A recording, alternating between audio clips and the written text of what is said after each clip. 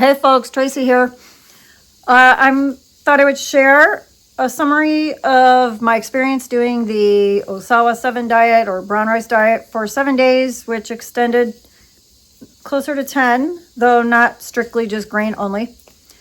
And strictly speaking, diet 7 of George Ohsawa, as I showed on other videos. And right here was a 100% grain diet, to which we did add nori seaweed, as well as wakame and alaria, which is like wakame that comes from the Atlantic Ocean, with a cup of miso soup every day that had maybe some celery, a couple days some carrot, parsley, scallion, not much vegetable. But we did have fermented vegetables, and some of that was a kale, cabbage, baby bok choy that Don had made, because when we started, we had a lot of stuff that we didn't want to go bad, so he turned it into a fermented vegetable. And in the very beginning of our 7 days, we, I think, had some stuff to use up that we put in the soup as well. So there was a variety of other things here and there. By and large, small amounts of vegetables relative to what we are used to eating, and a fair amount more sodium than what we are used to eating. So when cooking the grain, I was making like 6 cups at a time, I believe. 4 cups of medium grain and 2 cups of sweet brown rice. And I would add at least a 1/4 teaspoon of sea salt per cup. Sometimes actually it went up a little more. So a couple of times to that pot of 6 cups, I actually added 2 teaspoons of sea salt. And then we would have gamasho on top of that, along with our miso soup at least one of our meals, and sometimes an extra nori sheet. So there might have been a couple days where I also had that brown rice porridge made by Bob's Red Mill. That's more refined or cut down grain that's been milled more, to make it quicker cooking. And the first time I made it, it was just too watery, so I did the second time add a little buckwheat and creamy wheat, which was thicker, heartier, and I thought more enjoyable personally. So to start with, a few things I've noticed was that I really enjoyed the simplicity. I never felt like I was deprived. I don't want to say I didn't ever feel hungry, because of course I felt hungry and then I ate, right? Just normal.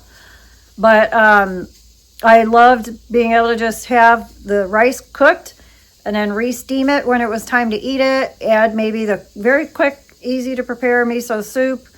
And then once our condiment was created, the gamasho, and then also Don made an extra seaweed condiment towards the end. And we have some now, and that's just seaweed that simmers for a long time. Then you add soy sauce. It just made meal prep, clean up, and all of that super simple. Wasn't having to think, what do we have? What do we make? Didn't have to cut up a bunch of vegetables. Minimal amounts for the miso soup. So that's one great benefit of doing this type of more restricted diet for a week or up to 10 days. Another was that because of having more sodium, I actually felt more energized and more clear mentally, more focused overall, and a little sharper, less like of that kind of slightly scary feeling I was having prior, where I was almost sensing like, oh my gosh, I'm really starting to lose my memory. I spent an afternoon looking for keys that I had on me all along, and other kind of things like that had been happening that was starting to bother me. It was just starting to add up to too many times. So I was really happy to find that I can add more sodium into my diet than I had been eating, and correct that. And also, we have interrupted sleep a lot because of the cats waking up on cat time and running around and grain eating out or whatever. So despite having interrupted sleep, prior to increasing the sodium, decreasing fluid, and decreasing the potassium, I was really feeling a shortness of breath, palpitations, a kind of a weak heart feeling, especially in the mornings before getting out of bed. I'd be fine during the day, but I would definitely have moments of fatigue and tiredness, and increasing the salt and eating the way we were eating helped me quite a bit. So I felt a lot better, more energized, more mentally clear, even though some of the other variables hadn't really changed, like interrupted sleep. Elimination was happening every morning, and it was full. So I've had a history of on and off irregular elimination, mostly tending towards constipation. And I believe now actually that my previous thinking was that I had to cut out the sodium because it was making things too hard and compact, and I was in error in that, and I now understand that you need the sodium to help digest the grain and produce hydrochloric acid in the stomach and help digest food. So my elimination habits were getting super regular and healthy first thing in the morning, which is awesome. It's a definite sign of health improvement. Since then, though, because I've slightly gone off path a couple of times, just happenstance, that has changed my elimination already. So I'm very sensitive to these fluctuations. So I'm going to keep working on that. But I did not have any coffee, any sugar, any baked goods, anything, no chocolate, nothing. And the awesome thing was that I didn't even want it. So I eat dark chocolate, maybe literally 3-5 grams in the evening after a meal on many days. Never really more than 11 grams, which is just a really small square. But nonetheless, it kind of became a habit. And so anything I felt like I was habituated to doing, I'm happy to be free of feeling that could be looked at as a bit of an addiction. So to not need it is very liberating. The coffee as well, I really enjoy, especially lattes. Decaf lattes is what I had been drinking. But coffee is very scattering. Even if when we first drink it, we might feel more mentally sharp and focused and clear, and it can help with certain activities. The overall net effect is that you're going to urinate out some of your potassium, sodium, salts, and it make you end up feeling more scattered. Some people are more sensitive. I hadn't really been drinking actual caffeinated. You know, there's a small amount of caffeine in decaf or green teas, but I could handle that. But even the decaf was starting to get to me. So I'm just somebody who just does better without it for the most part. I'll still enjoy it once in a while as a treat, perhaps. But I feel a whole lot better having the umesho kudzu drink first thing in the morning instead. And I don't really have that much desire for anything else. Though I have added grain drinks back in, like Ticino and Pero. I did miss that towards the end. And now when I drink it, I drink literally a third or so of the amount I used to drink. And I might even add a few drops of soy sauce to it if I'm using the creamer. I have some cream to use up that was sweetened, and I don't know that I'll get that anymore, though I like it.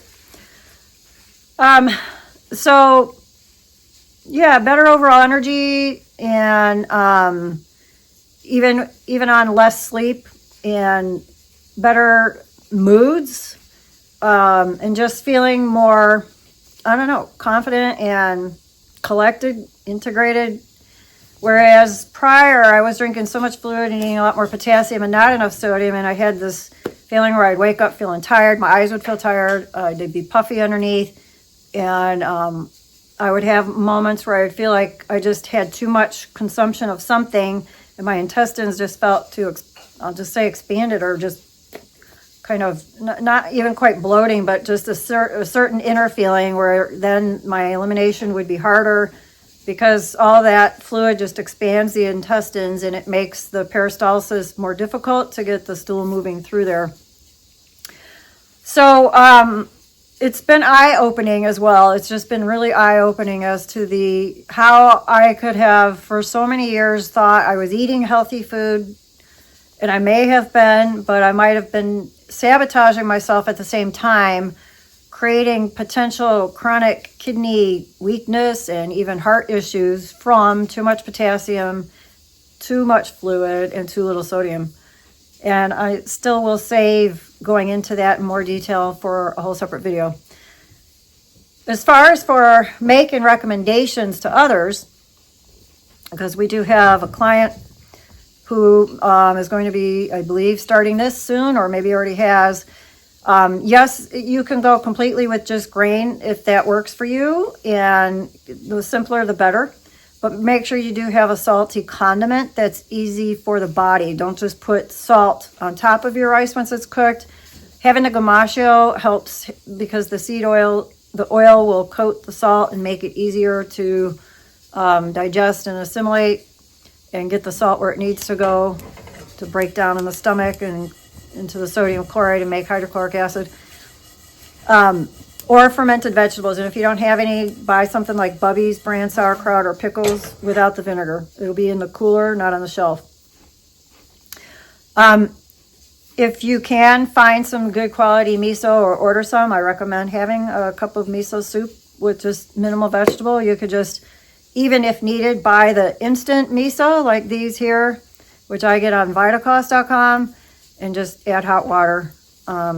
Maybe buy a bunch of scallions, cut them up thin, have them in a jar, and just throw some on as a garnish, and that's good to go. You know, if that's all you're doing for a week, great, no problem.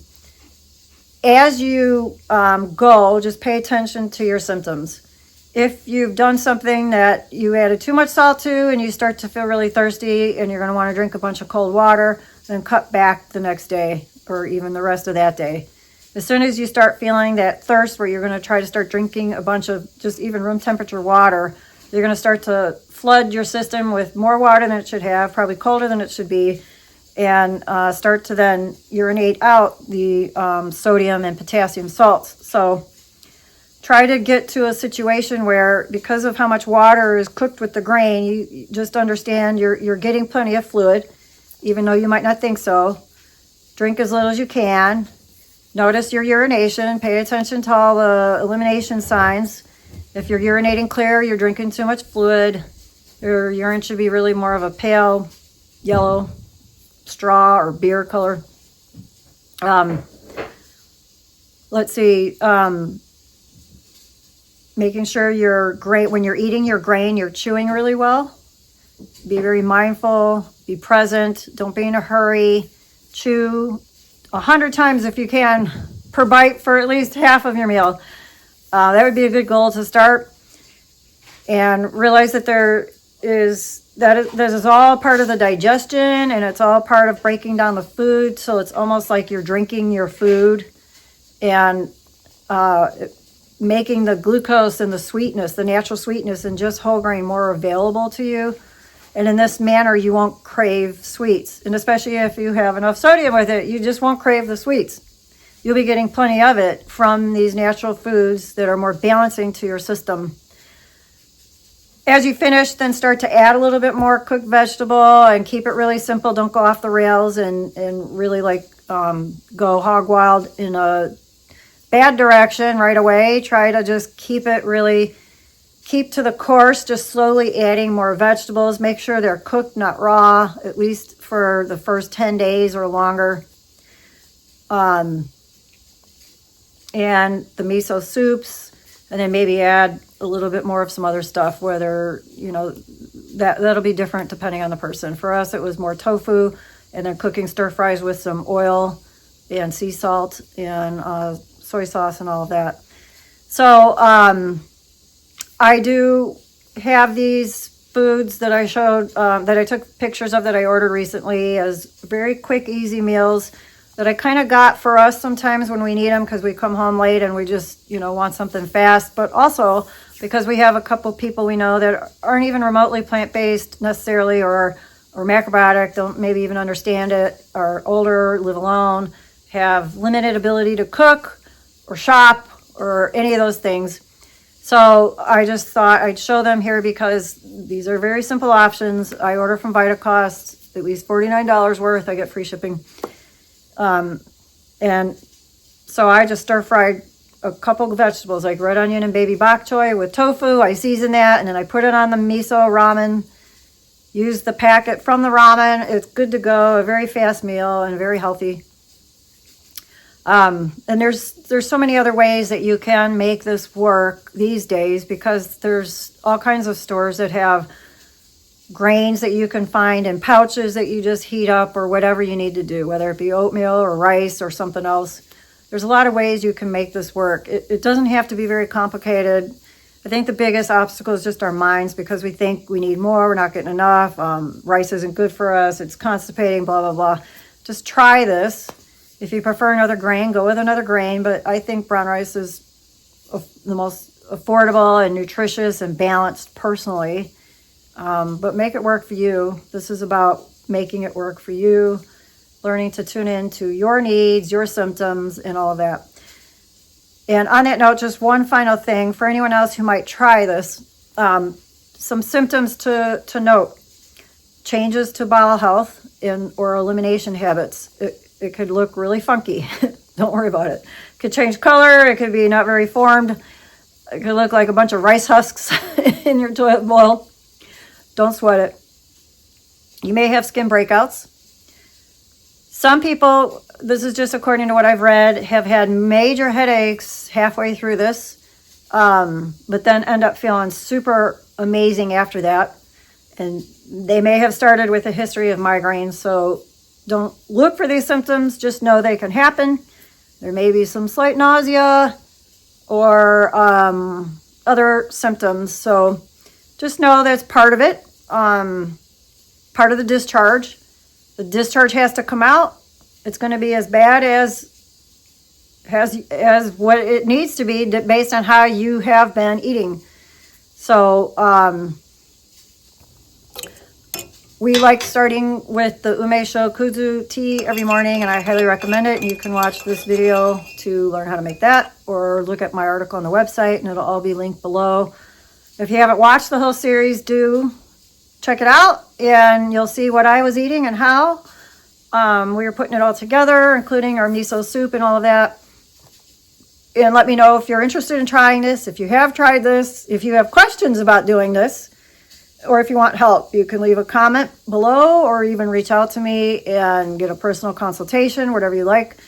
But I hope you found this valuable and useful. And again, it was very eye-opening for me and thanks to a dear friend, Sylvia Ruth Gray, who's been really helping us understand the absolute hazards to being too low sodium, too much fluid, too high potassium. And I'm really concerned for a lot of other people in the whole food plant-based movement that especially are the hashtag SOSers, because they could be doing themselves a big injustice and then making the whole vegan movement look bad, because too low sodium can actually lead to cancer growth, the growth of tumors, among other things. So, but I'll talk about more of that. I'll talk more about that in another video. So for now, make sure you do get enough sodium, add enough good quality sea salt to the rice when you're cooking it, and find the right salty condiments, fermented vegetables, miso soup, or make some gamashio, and I'll maybe do a separate video of that. It's very easy. But anyway, that's it for now, and I'll see you next time. Take care. Thank you for watching my whole series. I appreciate it, and leaving your feedback.